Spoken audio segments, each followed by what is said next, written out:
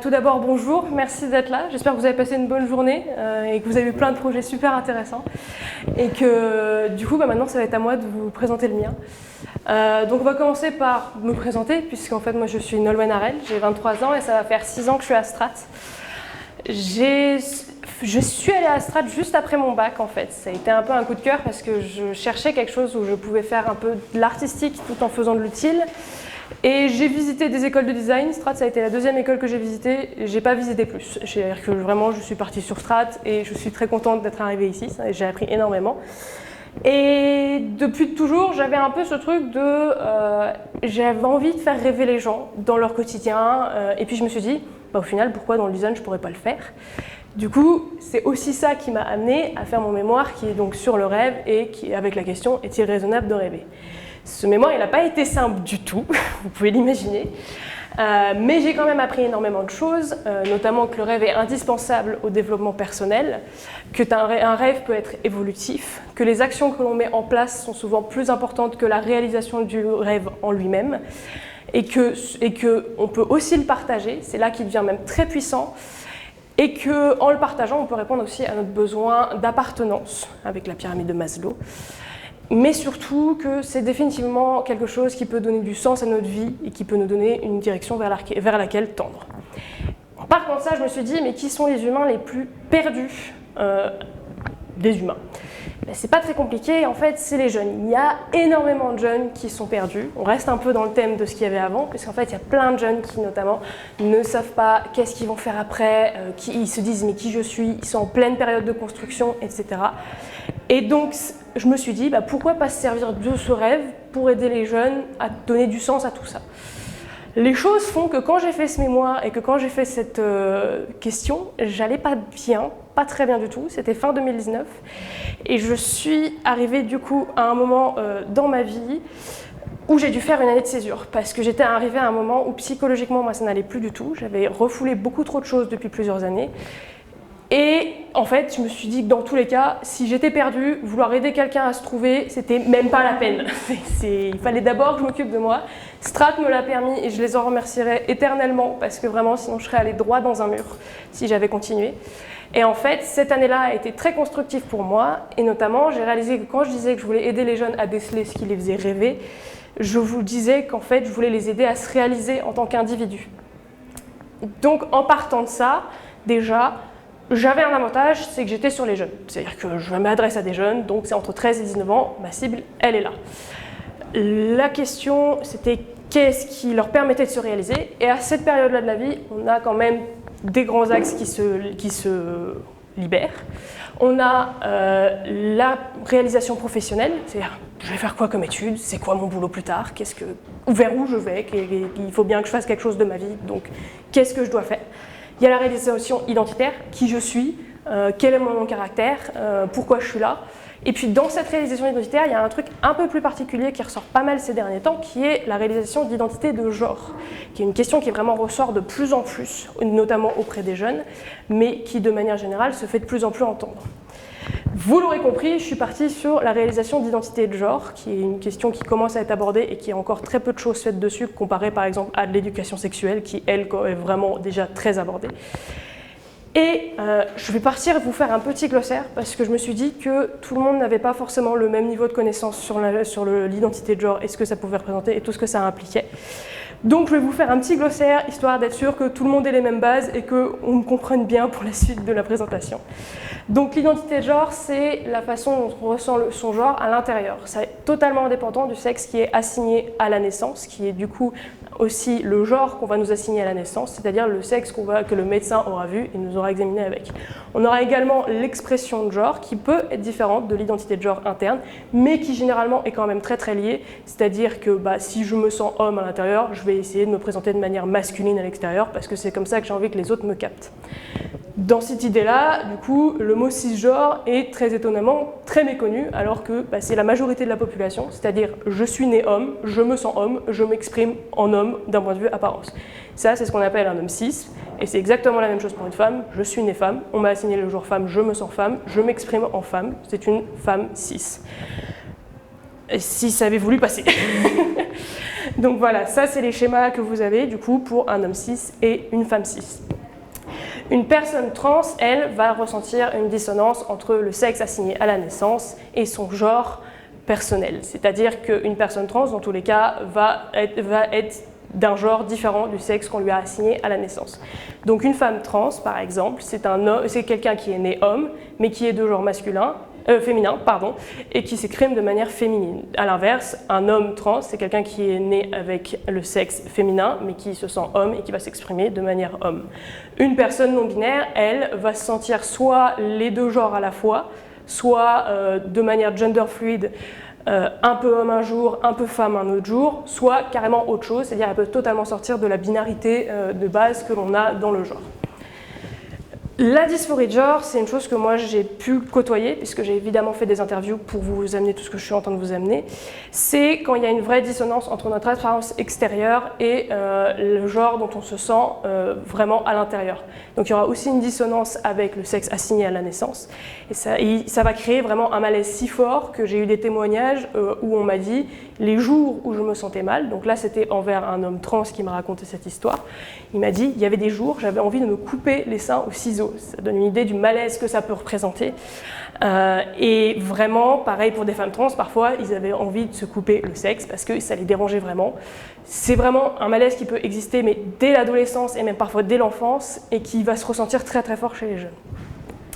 Donc maintenant qu'on est un peu plus clair, déjà je vais vous donner ça parce que ça va vous permettre, si jamais, je vais vous laisser vous les passer entre vous, si jamais vous êtes perdu dans un moment dans ce que j'ai dit ou quoi que ce soit, ça va vous permettre de revoir les schémas et de vous rappeler un peu rapidement ce que je suis en train de vous raconter. Du coup, on va pouvoir reprendre. Pourquoi moi je suis partie là-dessus? Parce que je traîne beaucoup sur TikTok, il y a énormément de jeunes sur TikTok. Et j'ai pu observer une vraie augmentation de la population trans, notamment sur TikTok, qui profite de TikTok pour pouvoir s'exprimer, parce que c'est une zone où, au final, ils sont totalement en inconnu, ils peuvent s'exprimer comme ils le souhaitent. Et il y avait une vraie augmentation et des vraies problématiques que je voyais apparaître. Et je me disais, mais qu'est-ce que c'est que ce truc-là? Donc j'ai voulu fouiller un peu. Il n'y a pas vraiment de stats en France, mais par contre, il y a des stats un peu plus déjà aux États-Unis qui montrent qu'entre 2011 et 2016, il y a eu une multiplication par 2 de nombre de personnes trans aux États-Unis, ce qui est énorme. Je pense que majoritairement, c'est parce qu'ils se sont permis de se dire qu'ils étaient trans et qu'ils pouvaient le dire. Et puis, on a aussi des célébrités qui font leur coming out. Le plus récemment, on a eu Elliot Page, si ça vous dit quelque chose, qui a fait son coming out en début d'année. Puis, il y a un peu plus longtemps, il y a aussi Caitlyn Jenner, la mère des Kardashian, qui avait été surmédiatisée, très mal médiatisée, mais surmédiatisée, et qu'on avait pu voir un peu partout. Donc, on a ces constats-là, et puis on a le constat aussi que dans d'autres pays, on commence déjà à s'inquiéter de ça auprès des enfants. Il y a notamment cette association de pédiatrie nationale au Canada qui a carrément une page dédiée à tout ça, sur comment accompagner votre enfant dans l'identité de genre. J'ai donc fait des interviews. Je suis d'abord quand même allée voir des adolescents parce que je me suis dit, s'ils ne sont pas confrontés au problème et qu'ils ne se sont jamais posé la question, ça ne sert à rien ce que je suis en train de faire. Et au final, quand j'ai discuté avec eux de tout ça, ils ont bien vu déjà qu'il y avait des histoires avec le genre féminin, le genre masculin, qu'on avait des idées déjà en tête par rapport à ça, et ils ne comprenaient pas pourquoi on était absolument dans ces cases-là. J'en ai même un qui avait été confronté à une jeune fille trans qui avait voulu sortir avec lui, et juste parce qu'il avait dit non, cette jeune fille s'était braquée totalement, et il n'avait pas compris pourquoi. Et puis évidemment, je suis allée voir des personnes trans. Donc les personnes trans, quand je dis personnes trans, c'est aussi bien les personnes hommes trans, femmes trans, mais aussi les non-binaires. Ça regroupe tous ces gens-là sous la case trans. Donc j'ai fait beaucoup d'interviews qui étaient super intéressantes, qui m'ont appris notamment que ils savaient depuis qu'ils étaient tout petits en fait, c'est-à-dire qu'ils savaient qu'ils étaient différents depuis tout petits. Et ils avaient aussi eu un vrai problème sur comment savoir que c'était ça, comment savoir qu'ils n'étaient pas juste fous, parce qu'ils se disaient mais en fait je suis complètement fou, quoi, je ne devrais pas me sentir comme ça. Et puis ils n'avaient pas de référence, ils ne savaient pas où aller, ils étaient complètement paumés, il y avait une vraie mésinformation là-dessus. Et puis, au final, ils m'ont dit tous pareil, c'est à l'adolescence qu'on s'est dit, mais en fait, faut qu'on y aille, et on a vu, et c'est à ce moment-là qu'ils ont découvert des choses, en même temps qu'ils ont exploré leur sexualité, parce qu'en fait, c'est des choses qui vont quand même de pair. Et c'est comme ça que j'ai réalisé qu'en fait, on avait quand même un assez gros problème, c'est qu'on a un vrai problème de communication entre les personnes qui sont concernées par les questions d'identité de genre, donc des personnes trans, des personnes juste qui se disent, même par exemple les femmes, on est très concernées par ce sujet-là, et puis les personnes qui ne sont pas forcément concernées par tout ça ou qui ne se sentent pas concernées, juste simplement, et qui ne sont pas conscientes de tous ces problèmes et qui du coup parfois veulent en savoir plus mais se retrouvent face à un mur quand ils s'adressent à des personnes trans parce qu'elles ont tellement eu l'habitude d'être oppressées qu'ils ont peur de parler et ils ont tout de suite l'impression d'être agressés. Et puis parfois, juste des gens qui ne veulent pas en savoir plus. Et voilà. Donc il y a un vrai problème à ce niveau-là. Et du coup, la cause, majoritairement, c'est ce que je disais, on a un problème d'information sur le sujet. Et puis, il y a une vraie peur des deux côtés. D'un côté, des gens qui ont été oppressés et qui ont peur de s'en prendre encore dans le nez. Et de l'autre côté, soit des gens qui ont peur qu'on change leurs habitudes, soit des gens qui ont peur, eux, de se faire agresser parce qu'ils veulent en savoir plus. Bref, super problème. Personne n'est incapable de communiquer dans tout ce bazar. Donc, je me suis dit qu'au final, les jeunes, c'était nickel, parce que c'est la période où ils se cherchent, c'est la période où ils se posent des questions. Et comme j'ai dit plus tôt, moi, les jeunes que j'ai eus, c'était le moment où ils disaient « mais je comprends pas pourquoi il y a un problème de base, ils font ce qu'ils veulent, et puis voilà ». Donc c'est vraiment le bon moment pour leur poser les questions. Puis comme je disais, c'est le moment où ils se cherchent. Donc vraiment, on a au final un sujet qui est de plus en plus présent, on peut voir même dans les médias, etc. On a des jeunes qui sont mal informés, mais qui sont curieux, c'est-à-dire qu'ils veulent vraiment savoir ce que ça peut être, etc. On a un besoin de s'exprimer auprès des jeunes, puis on a un besoin de comprendre, parce que vraiment, d'un côté comme de l'autre, les gens n'arrivent pas à comprendre le point de vue l'un et de l'autre. Donc moi, je me suis quand même mis un cahier des charges parce que je m'adresse à des jeunes, donc il fallait que je fasse quelque chose qui soit attractif pour les jeunes. Il fallait que j'ai cette capacité de se projeter, parce que j'estime que l'empathie, c'est le meilleur moyen de comprendre la personne qu'on a en face de nous. C'est d'essayer de comprendre ses sentiments, etc. Évidemment, c'est un sujet un peu costaud, donc il faut un peu de temps de réflexion, et puis il faut pouvoir revenir aussi sur le projet, enfin sur l'idée, sur la chose, mais prendre le temps d'y réfléchir, parce que souvent, quand on amène ces questions, ça bouscule un peu, et puis ça fait vraiment se poser des questions aux jeunes. Et puis, ça, c'était une volonté personnelle, je voulais une grande accessibilité, parce qu'on le sait bien, c'est difficile pour certains quartiers d'accéder à ces informations. On en a encore parlé juste avant, pour le projet d'avant. C'est difficile pour certains d'accéder à ces informations, et c'est encore pire dans les quartiers défavorisés. Il y avait une solution qui répondait super bien à ça pour moi, c'était les jeux narratifs. Les jeux narratifs, c'est des jeux qui sont concentrés autour de personnages et d'histoires, et dans lesquels on va pouvoir faire des choix, et on va vraiment s'impliquer dans l'histoire du personnage qu'on est en train de jouer.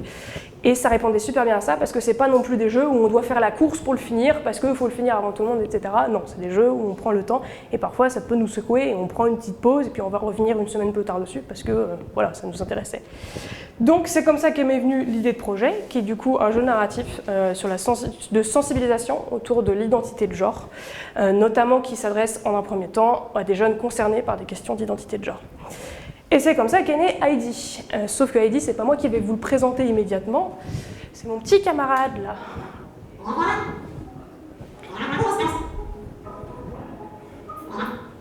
Oula, oui, c'est bon.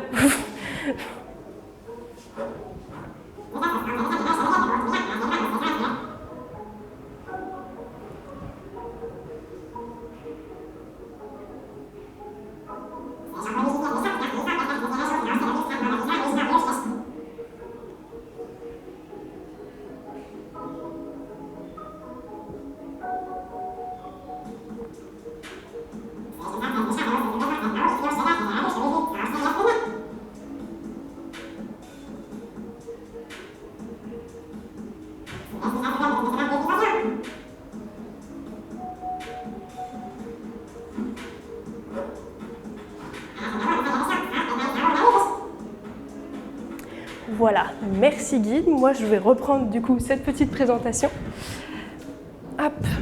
Alors, du coup, vous l'aurez compris, Identity Discovery ou ID, c'est une expérience narrative sur navigateur qui va permettre d'explorer les questions sur l'identité de genre et de mettre des mots dessus pour qui s'adressent à des jeunes, avec cet atout qui est l'empathie via un jeu narratif. Le parcours, il est en 3 étapes. Il y a une première partie d'introduction, il y a une deuxième partie de découverte et une partie finalement d'exploration pour aller encore un peu plus loin. Pourquoi la partie d'introduction? Je pense que c'est assez justifié par tout ce que je viens de vous raconter plus tôt. Les jeunes ne savent pas ce que c'est et quiconque voudrait jouer à ce jeu, si on ne sait pas ce que c'est même pas la peine d'essayer. Il faut quelqu'un qui soit là pour nous introduire et connaître un peu les connaissances qu'il y a à faire. Donc forcément, c'est pour ça que j'ai créé Guide, que vous avez vu un peu plus tôt, qui est ce petit personnage, qui est volontairement totalement neutre, puisque je voulais vraiment comme un petit compagnon qui nous accompagne, pas un regard humain qui pourrait nous juger. Vraiment, je voulais juste que le jeune se sente en sécurité et qu'il se dise « Ah bah c'est mon petit camarade qui va m'accompagner tout du long, etc. » Et puis c'est lui du coup qui va être là pour vous accompagner pendant toute l'expérience, etc. pour accompagner le jeune dans tout ce qu'il va faire. Évidemment, il parle à l'oral comme vous avez pu l'entendre. Pareil, la volonté de faire un langage yaourt parce que il ne faut pas que ça soit trop catégorisé humain, mais en même temps, il faut qu'il soit sympathique, etc. Voilà.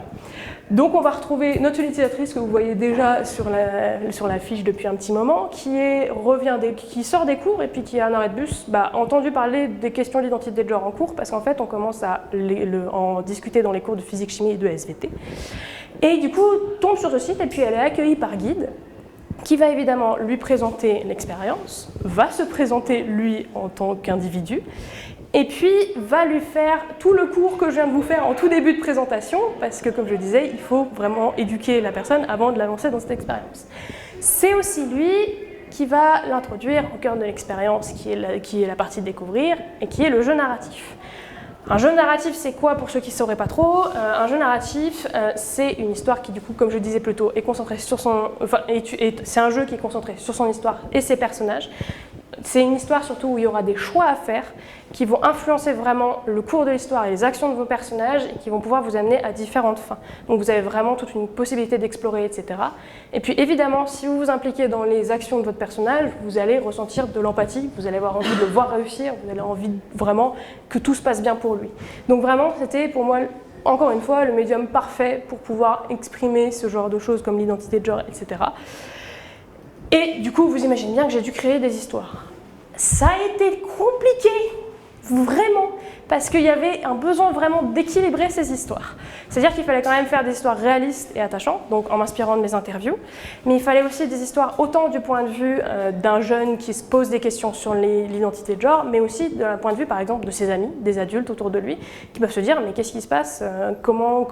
Qu'est-ce que c'est que ça? Je ne comprends pas tout ce qui se passe. » Donc j'avais vraiment cette volonté de créer un équilibre sur les points de vue, et puis je ne voulais pas aussi créer de cas particuliers, c'est-à-dire je ne voulais pas faire que des expériences de jeunes trans, je voulais vraiment pas qu'on voit les expériences de jeunes trans et qu'on se dise « ah, c'est un cas particulier, quoi, il est encore à part de tout le reste ». En fait, les questions d'identité de genre, ça s'adresse aussi bien à des personnes cisgenres qu'à des personnes transgenres, etc. Donc il y avait cette idée de pas cas particulier, et puis évidemment, chaque histoire devait soulever des problématiques. J'ai fini par réussir quand même à écrire 4 histoires, avec 8 personnages que je vais m'amuser à vous présenter assez rapidement maintenant.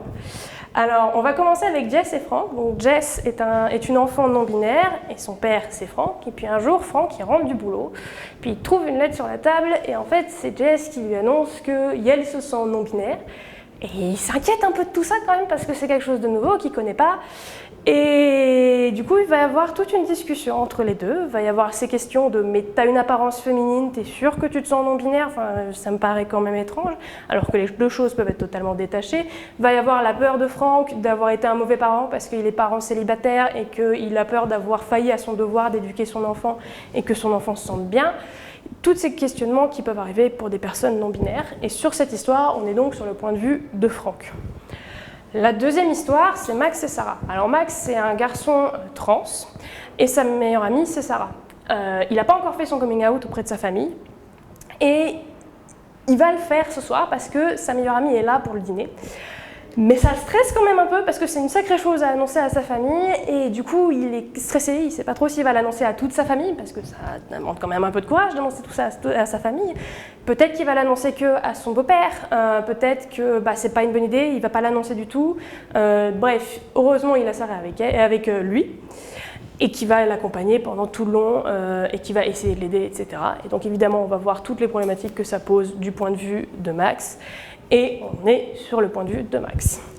Troisième histoire, c'est Anna et Ambre. Anna et Ambre, c'est des sœurs qui s'entendent heureusement super bien. Sauf que Anna, un jour, elle rentre de l'école et en fait, dans le bus, on l'a prise pour un garçon. Et ça l'a vraiment dérangée parce qu'elle, elle se sent fille. Et c'est que c'est pas parce qu'elle a les cheveux courts et qu'elle s'habille avec des vêtements garçons que elle veut qu'on la capte comme un garçon, c'est-à-dire qu'elle se sent fille, et donc va s'engager toute la discussion entre elle et sa sœur sur qu'est-ce que ça veut dire d'être une fille, est-ce que ça se définit par une apparence, est-ce que ça se définit par des vêtements, est-ce que ça se définit par le caractère, etc. Donc toutes ces questions-là, et là on est sur le point de vue du coup de Anna. Dernière histoire, c'est Tom et Julien. Tom et Julien, c'est des meilleurs amis d'enfance. Ils passent tous leurs mercredis après-midi ensemble. Et un jour, Julien, il va chez Tom, comme d'habitude. Et sauf qu'il arrive un peu plus tôt et il tombe sur Tom en train de se maquiller. Ce qui le perturbe un peu parce que Julien vient d'une famille où un homme, c'est fort. Ça doit être vraiment fort. C'est là pour protéger la famille. Bref, tout ce qu'on entend habituellement sur le fait que quand on est un homme, franchement, c'est à nous d'assurer. Et du coup, forcément, ça amène plusieurs questions entre les deux amis, ça amène beaucoup de questionnements chez Julien, et va forcément venir ces questions de « mais le maquillage, c'est pour les filles, pourquoi tu te mets du maquillage, etc. » Alors qu'au final, le maquillage de base a été quelque chose créé pour les garçons. Et donc, va venir toutes ces conversations, etc., et tous les questionnements. Et ici, on est sur le point de vue de Julien. Donc évidemment, on va explorer ces histoires. Donc là, on va retrouver notre petite utilisatrice qu'on voit sur la planche, qui cette fois est rentrée chez elle parce qu'elle trouvait que le sujet c'était un peu costaud quand même, et qu'elle avait envie de faire ça tranquillement chez elle et de tester les premières histoires chez elle. Donc Guide va évidemment lui présenter les 4 histoires. Elle va voir un résumé de chaque histoire, puis elle va choisir l'histoire qui lui plaît, se lancer dans le jeu, voir les personnages, les découvrir, et faire évidemment des choix qui vont influencer les actions du personnage et qui vont l'amener à une des fins possibles de cette histoire. Et comme je le disais, en effet, on a plusieurs fins débloquables. Alors volontairement, sur mes fins débloquables, j'ai décidé de partir que sur des fins positives mais nuancées. Ça pourrait paraître dangereux comme ça, de mettre que des fins positives, mais en fait, ça sécurise surtout le jeune. Le but, c'est de sécuriser le jeune, pas qu'il se panique et que s'il se pose des questions, il puisse vraiment y penser sans se dire qu'il est menacé par l'extérieur et qu'il pourrait lui arriver un danger si jamais il y avait quelque chose qui se passait mal. Donc il y a vraiment d'abord cette volonté-là, et comme je disais, c'est une expérience d'expression. On n'est pas là pour juger, donc le jeune, il peut s'exprimer sans avoir peur d'être jugé derrière. Et puis, évidemment, si jamais un parent a le malheur de jouer à ce jeu et qu'il est contre toutes ces histoires de changement, etc., si jamais il tombe sur une des mauvaises fins, je ne veux pas savoir ce qui se passe avec le jeune et je ne veux pas être la cause de problèmes chez ce jeune. Donc forcément, il y avait tous ces questionnements-là. Et on a, après, toute cette expérience narrative qui peut durer entre 45 minutes et 1 heure, le fait de pérenniser l'expérience. Je voulais vraiment m'assurer qu'on se souvienne de ce qu'on a fait, qu'on se comprenne vraiment qu'est-ce qu'on vient d'explorer et qu'on puisse s'exprimer à notre tour. Et puis, peut-être que si on se pose la question, on puisse aller plus loin, aller voir des articles, aller comprendre des choses, etc. Donc on a le retour de Guide, qui va être là après l'histoire pour vous montrer le parcours et pour montrer le parcours aux jeunes, évidemment. Qu'est-ce qu'il a fait comme choix, voir les bons choix, les mauvais choix, se dire « Ah mais tiens, c'est amené à ça ». Et puis surtout, quand il revoit le parcours, il voit qu'il a des chemins qu'il n'a pas fait. Puis il a bien envie d'aller voir les réactions, du coup. En tout cas, c'est ce que j'ai cru comprendre de manière générale quand j'ai montré mon projet à des jeunes. Du coup, suite à ça, il va aussi ramener du témoignage parce que, comme je disais, je veux protéger le jeune, mais je veux pas non plus le désillusionner. C'est tout le thème de mon mémoire, notamment, le fait de passer du rêve et l'illusion. Et je voulais pas qu'il s'illusionne sur l'idée que tout va forcément bien se passer. Donc il y avait ce besoin de réancrer un peu plus dans la réalité et de dire va y avoir un témoignage à la fin en lien avec l'histoire que je viens de vivre qui va me dire moi ça s'est mal passé avec mes parents, ça fait 6 mois que je leur parle plus, mais c'était trop important pour moi de le faire, donc c'est toi qui es dans le bon. Tes parents normalement sont là pour t'aimer, donc ils auraient dû comprendre, ou en tout cas prendre le temps d'essayer de comprendre, pas te rejeter comme ça, etc. L'idée, c'est de ne pas mettre le jeune dans le tort, évidemment. Du coup, suite à ça, comme je disais, il y a un besoin de s'exprimer. Dans mes interviews, c'était super évident. On m'a dit, j'ai besoin de m'exprimer, parce que je ne sais pas comment l'exprimer auprès de gens. Et puis l'idée, c'était que j'avais envie de créer un outil qui permettait de s'exprimer de manière générale sur mon identité, sur qui je suis, etc. C'est pour ça que j'ai créé tout ça, notamment inspiré d'une petite chose qui s'appelle la Gender Unicorn, où en fait on va pouvoir du coup établir le sexe assigné à la naissance, dire les pronoms, parce que c'est pas quelque chose que j'ai pas forcément mentionné, mais quand on est mégenré pour une personne trans, c'est un enfer, parce qu'on travaille vraiment là-dessus, on veut se présenter par exemple en tant qu'homme alors qu'on est né femme, et d'un coup on nous dit elle alors que nous on se sent bien quand on est homme. c'est assez atroce. C'est comme si d'un coup je me disais à vous dire la chose là, oui, voilà, bon, c'est exactement le même sentiment en fait. Et évidemment, on a le moyen d'exprimer son identité de genre et son expression de genre en baromètre. Pourquoi en baromètre? Parce que tout est une question de spectre. Je pense que le féminin, le masculin, dans tous les cas, personne ne le voit de la même manière. C'est vraiment quelque chose qu'on ressent à l'intérieur et l'idée c'est vraiment de pouvoir permettre aux gens, aux gens et aux jeunes de s'amuser et de pouvoir explorer et dire bah, moi je me sens plus masculin et moins féminin et peut-être que je me sens autre chose, tiens c'est drôle que je peux peut-être essayer d'être autre chose aussi aujourd'hui. L'idée c'est que dans tous les cas ils sont dans une phase d'exploration dans leur vie, ça leur donne un outil pour vraiment explorer cet aspect-là. On peut évidemment sauvegarder l'expérience, c'est-à-dire qu'on crée son compte pour pouvoir sauvegarder sa progression après avoir fait une première histoire, c'est-à-dire que cette proposition-là elle vient après avoir après avoir fait une première histoire. Et puis surtout quand on crée son compte, on a accès à ce nouvel écran qui va permettre de voir ses historiques de progression dans les différents jeux, voir les fins qu'on a débloquées, revoir son identité parce que si jamais on est dans cette phase d'exploration, ça permet de rebouger les baromètres, de dire bah voilà moi je me sens comme ça plus maintenant parce que j'ai réalisé que j'étais comme ça, etc. C'est quelque chose qui se construit, l'identité de genre. Et ensuite, on peut à nouveau en savoir plus, comme je disais, avec l'outil d'exploration, où il y aura une page vraiment dédiée de manière très détaillée à qu'est-ce que c'est l'identité de genre, l'expression de genre, et vraiment plus détaillée que ce qu'aura pu dire Guide, pour que si jamais il y a des questions un peu plus poussées, le jeune puisse avoir les réponses. Il y aura des articles sur des choses récentes, peut-être des études s'il y en a qui sortent à un moment, et puis évidemment des interviews aussi, parce que souvent on a quand même besoin de se dire ah mais je suis pas tout seul en fait dans ce bateau là donc et lui aussi a vécu la même chose que moi donc ça permet toujours de se dire en fait je suis peut-être pas si anormal que ça. Et puis finalement j'avais créé ce jeu à la base aussi pour qu'on puisse le partager. J'en ai parlé plus tôt du fait que les parents peut-être pouvaient jouer au jeu. En fait c'est quelque chose qui est complètement voulu dans mon projet puisque j'avais vraiment cette envie qu'on puisse jouer seul dans un premier temps et puis après qu'on puisse jouer en groupe. Pourquoi jouer en groupe? Parce que le sujet, c'est super important de pouvoir l'ouvrir à sa famille pour un jeune. C'est un sujet qui est difficile à aborder souvent. On ne sait pas comment l'aborder.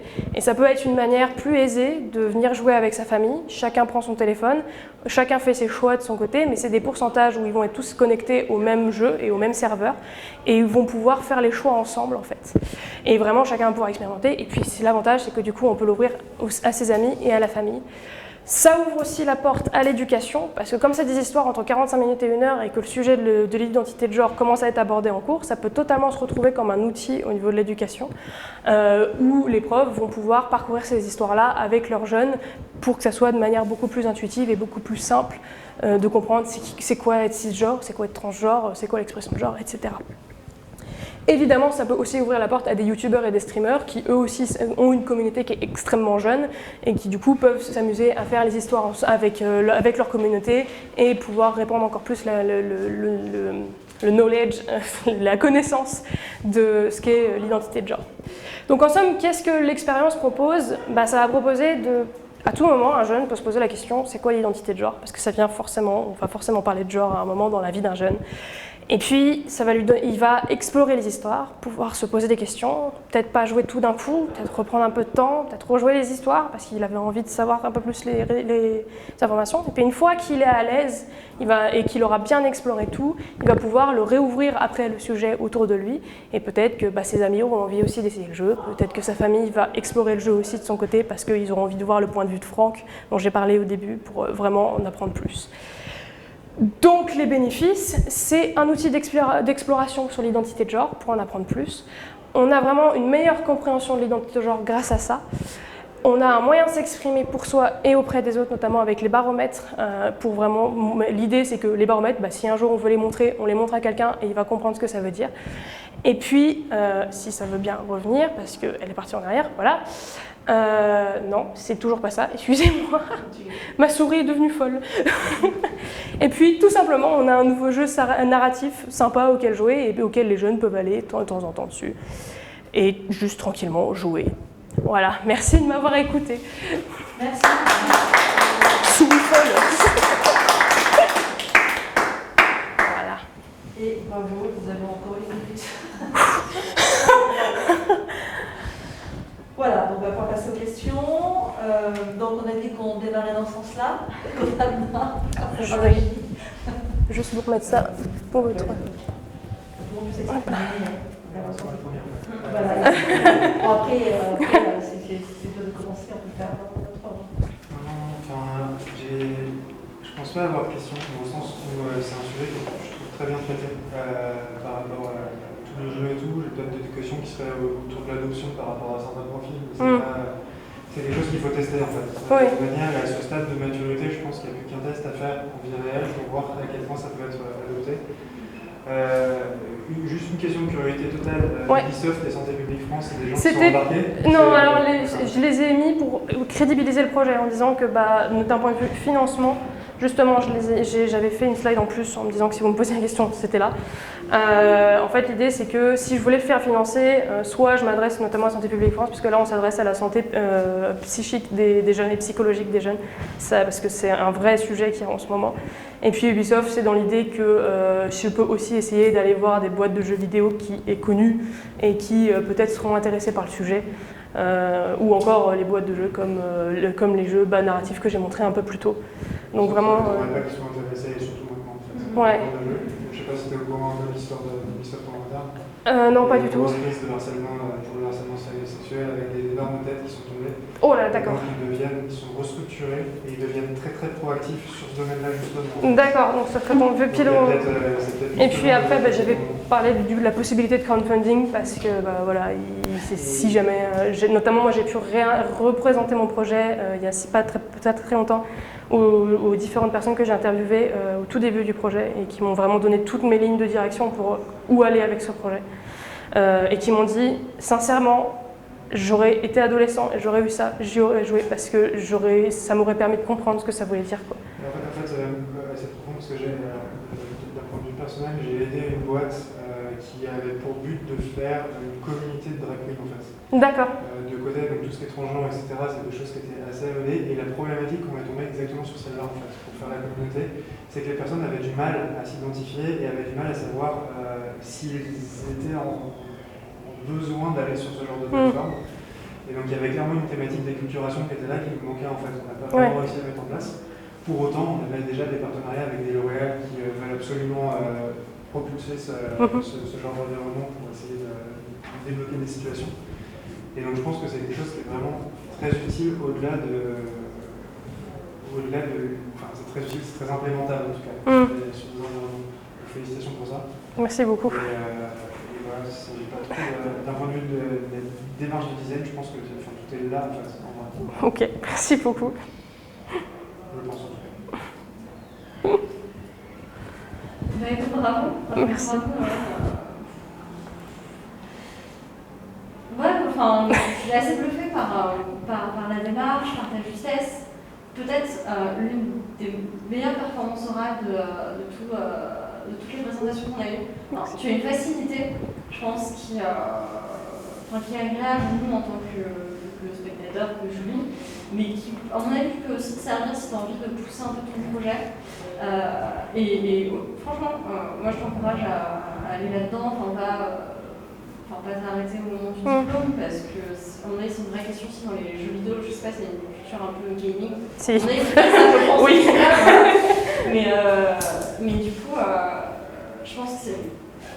Au-delà du fait que tu as proposé un jeu sur la transidentité, se pose aussi la question, quand on fait du game design et du character design dans les jeux, comment on positionne le personnage principal. Et ça peut être intéressant en fait. Moi je pense que tu fais du game design, va là-dedans, je te vois vraiment là-dedans, sans forcément développer des jeux, mais franchement, ce serait super intéressant que tu continues dans cette voie parce que c'est hyper naturel pour toi. Et aussi bravo pour ta maturité, d'avoir avoué tes faiblesses.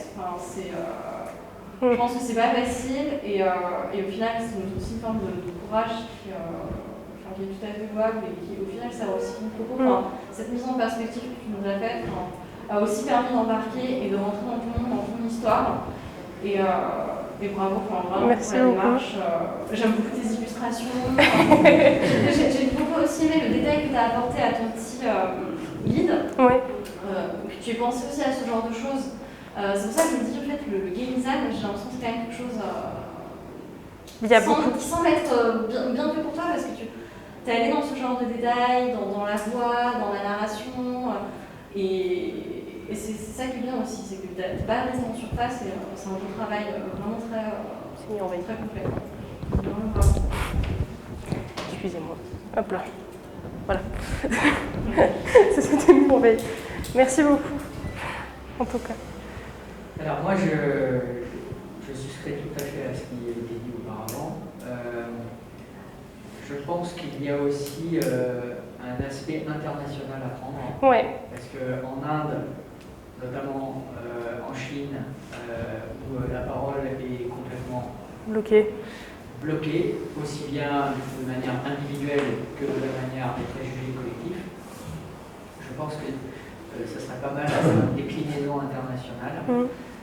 Ça donnerait du coup un peu plus d'amplitude à ton projet et du coup une connaissance culturelle qui pourrait être intéressante parce que tu peux être indien en France et jouer à un jeu indien, tu peux être chinois en France et français en Chine, etc.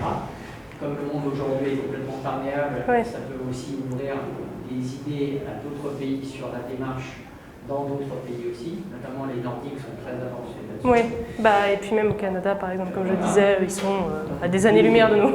Exactement. Donc oui, les vertus pédagogiques, les vertus de santé publique, les vertus de gaming, mais il y a aussi autre chose que je n'arrive pas à exprimer, peut-être à travers ton projet, c'est une vertu sociologique et même historique. Parce que l'appréhension de l'identité de soi, ça vient de très loin dans le temps. Et peut-être qu'à travers ce jeu, regarder aussi à travers l'histoire comment ça s'est produit. Parce qu'il y en a qui se projettent aussi à travers l'histoire, et pas forcément leur histoire. Et donc du coup, raconter une histoire sociologique pour laquelle on peut tous se regrouper et mieux se comprendre. Pour être parfaitement honnête, quand j'ai représenté le projet aux jeunes que j'avais interviewés en tout début de projet, je leur ai dit, est-ce que vous pensez que ça serait quelque chose qui serait intéressant à développer? Et ils m'ont tous dit oui, clairement. Ils m'ont tous dit oui, ils m'ont tous dit que ça serait super intéressant. Et puis moi, dans tous les cas, je me suis dit que si je devais si je devais développer ce projet, je le passerais déjà tout de suite en anglais pour essayer d'atteindre un maximum de gens. Et pareil, du coup, modifier les histoires et modifier les personnages pour atteindre un maximum de gens. Un maximum de jeunes et puis même des adultes au final. Au fur et à mesure que je faisais ce projet, je réalisais que même les adultes pouvaient être très concernés par ce que j'étais en train de raconter. Et c'est aussi pour ça que j'avais cette volonté aussi de montrer différentes ethnies dans mes personnages de base et dans les histoires. Et quand j'ai discuté à nouveau avec notamment une de mes interviews qui était Eléazar, avec qui j'ai discuté 6 heures quand même la première fois, qui lui est un homme trans marocain, donc c'est encore une autre affaire, et il me disait c'est encore une autre expérience. Il m'a vraiment raconté tout ça. Et il me disait, si demain tu dois vraiment partir sur certaines ethnies, etc., entoure-toi des gens qui vont être capables de dire les Japonais en France, c'est quoi, quelles sont les différentes cultures, qu'est-ce que ça implique, et de regarder historiquement si tu peux pas te lier à des histoires par rapport à la France, etc. Et du coup, je me suis dit, oui, en effet, ça fera partie des choses qu'il faudra que je réfléchisse, et que si je développe, il faut vraiment que je m'entoure de tous les gens qui vont vraiment, de personnes trans, de personnes non-binaires, de personnes qui sont concernées par ces questions-là, de personnes qui sont de différentes origines. Vraiment d'avoir un panel de gens autour de moi qui soit le plus varié possible. Oui, tout à fait, parce que dans l'histoire asiatique, tu as le théâtre qui a permis de pouvoir se transformer. En Inde, il y avait une caste qui se transforme, qui s'émascule et qui sert même de la sexualité à une certaine population. En Chine, c'est la même chose. Au Japon, on le scénarise aussi, mais ça transforme aussi une certaine population, etc. Il y a une catharsis sociologique qui se produit à travers le temps et dans la société. Et ça peut servir à comprendre. Et d'un point de vue historique, etc., j'ai pu aussi moi faire des recherches. Du coup, forcément, ça a été une quantité de recherches à la base pour être sûr de ne pas dire des choses de travers. Parce que vraiment, je suis restée en contact avec les personnes trans, etc., en disant « S'il vous plaît, aidez-moi, je ne veux pas dire n'importe quoi ». Et notamment, après, moi, dans les différentes cultures, etc., j'ai aussi appris qu'à Hawaï, il y avait, bien avant la colonisation, un troisième genre qui était, en fait, du coup, les personnes trans, que nous, on appelle trans, en tout cas, et qui étaient, en fait, les sages de ces tribus, c'est des demi-dieux, et qui étaient les enseignants, en fait, qui étaient eux qui transmettaient les cultures, etc. Donc, au final, la transidentité est quelque chose qui existe depuis toujours, on l'a rejeté à un moment, c'est-à-dire qu'on est passé des sages de l'humanité au rebut de l'humanité, ce qui n'a aucun sens pour moi. Mais C'est peut-être très culturel en fait. Oui. Je pense pas dire trop de conneries si on dit que c'est les Occidentaux européens qui sont sur ce niveau-là, par quelques endroits du Nord, notamment en Norvège, Berlin, Kélio. Mais c'est tout quoi. Ouais. Donc voilà, merci beaucoup en tout cas. Non, je vais terminer.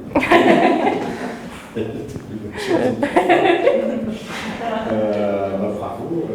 Merci beaucoup. Au-delà de l'exercice académique, la passion pour le sujet.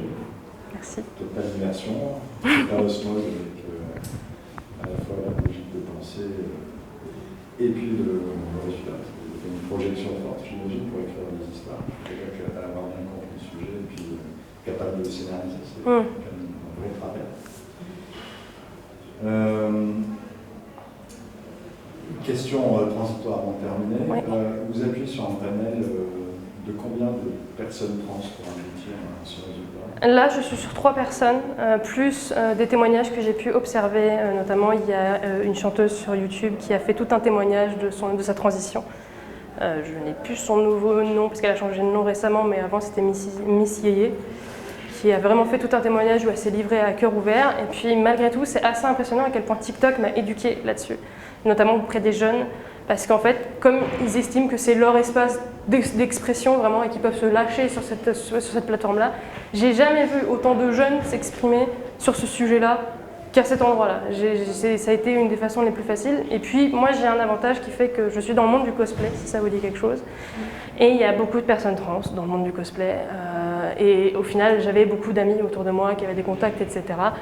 Je peux remercier ma coloc qui est là-bas, qui notamment est l'une des personnes qui m'a permis d'accéder à une des personnes trans que j'ai interviewées. Et qui ont très peur en fait d'être interviewées parce qu'ils ont très peur d'être des rats de laboratoire. Notamment parce qu'en France, on a eu la SOFECT qui a fait beaucoup de mal à la communauté trans et qui est un regroupement de médecins qui se disaient les scientifiques spécialisés dans la transidentité, sauf que toutes les personnes trans qui sont passées par chez eux ont dit c'est des charlatans qui ont une idée de ce que c'est la transidentité, qui est il faut ressembler à quelqu'un de cis, alors que être trans c'est vraiment toute une expression. Et donc on a eu vraiment beaucoup de choses douloureuses en France par rapport à ce sujet-là, et c'était pas facile d'accéder à des gens. J'aurais adoré pouvoir interviewer personnellement une femme trans, mais elles se cachent beaucoup et elles ont très peur, parce que c'est très compliqué pour elles de sortir et de pouvoir s'exprimer. Ok, alors pour terminer, j'ai une minute encore. Oui, encore, tout à fait. 2 minutes 11 exactement. Royal. Oh, c'est royal. Ah, 4 minutes.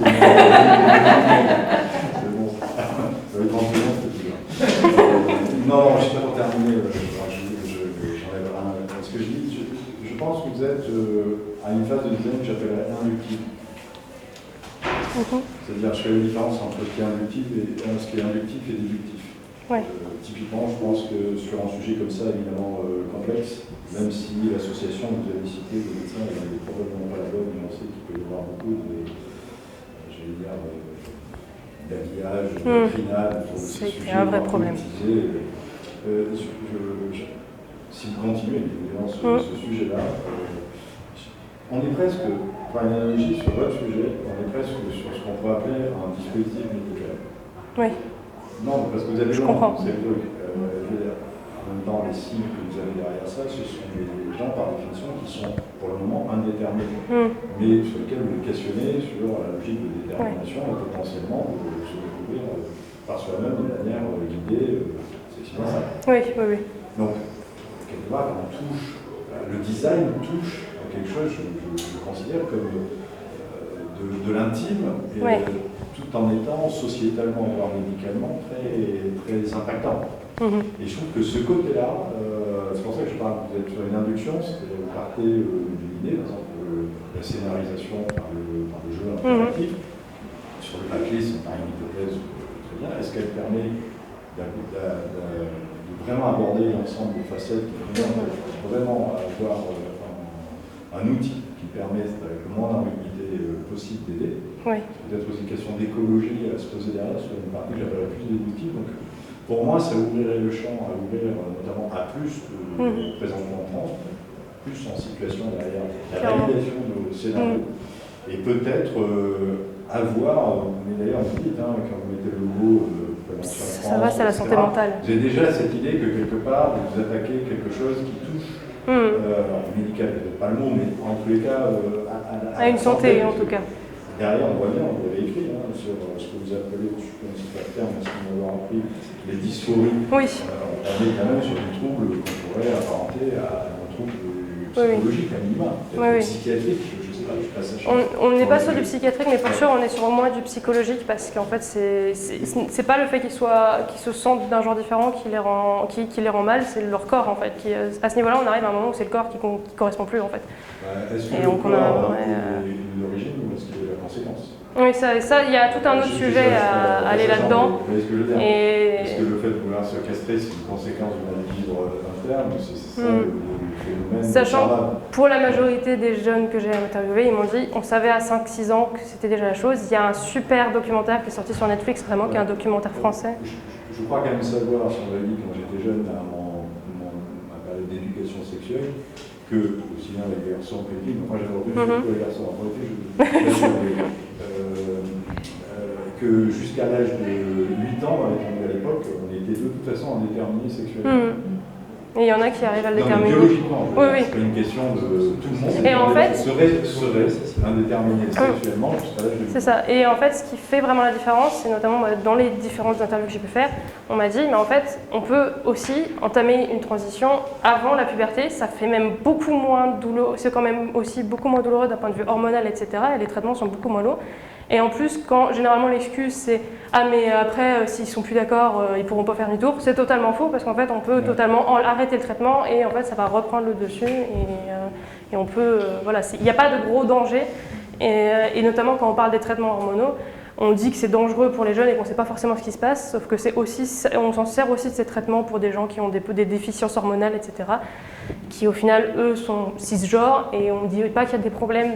Donc voilà, il y a des vrais questionnements aussi au niveau médical que j'ai essayé d'aborder et éthiques qui sont super complexes, surtout quand on s'adresse à des jeunes et c'est tout un aspect qu'il faudrait que j'explore. Si on reste dans le champ du design, qui est quand même le sujet, j'aurais deux interrogations, enfin deux points de problème en tous les cas, mais je comprends l'exercice, etc. En 4 mois et demi, c'était compliqué.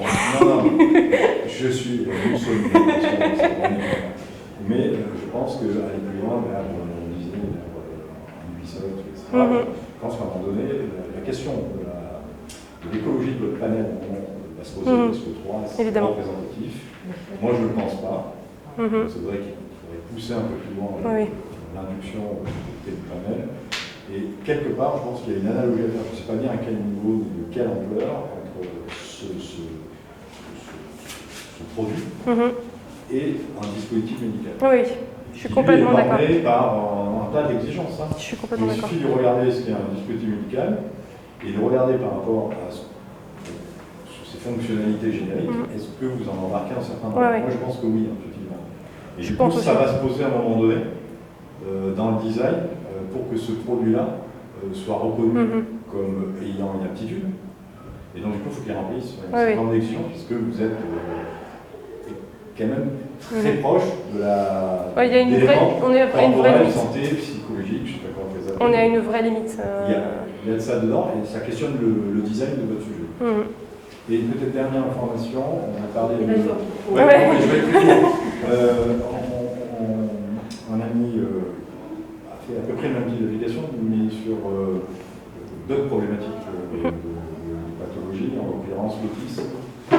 Pour faire comprendre à ce qu'était l'autisme. Et la fondation Orange l'a financé. Vous pouvez aussi, sur ces sujets, vous tourner vers les fondations. Moi, je sais qu'il y en a d'autres, mais en tout cas, la Fondation Orange est intéressée par ces sujets sociétaux. Dans le cas, on peut faire de la vulgarisation à minima, sans prendre de risque. C'est dans leur raison d'être. Ok. Merci beaucoup, en tout cas. Et puis merci à vous tous aussi. Merci d'avoir écouté. Merci.